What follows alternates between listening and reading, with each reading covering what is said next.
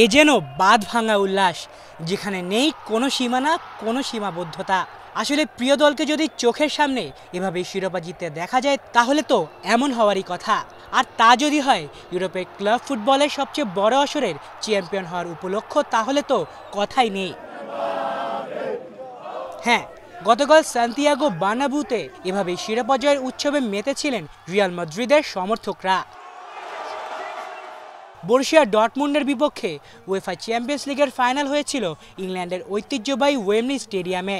তাই তো রিয়ালের ঘরের মাঠ সান্তিয়াগো বার্নাব্যুতে সমর্থকদের জন্য প্রজেক্টরে ম্যাচটি দেখানোর ব্যবস্থা করেছিল রিয়াল মাদ্রিদ ক্লাব কর্তৃপক্ষ।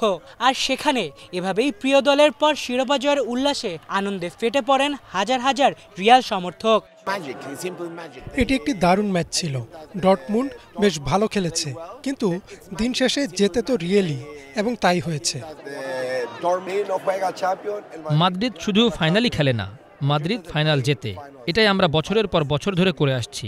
আমরা প্রথম হাফে পিছিয়ে পড়তে পারি, কিন্তু দ্বিতীয় হাফে ঠিকই ঘুরে দাঁড়াতে জানি। এটাই বাস্তবতা। আমার বাবা দাদা সবাই রিয়াল মাদ্রিদের ভক্ত, ঠিক সেভাবে আমিও। আসলে এই সমর্থনটা আমাদের রক্তে বইছে। আলিফ চৌধুরী, বাংলা ভিশন।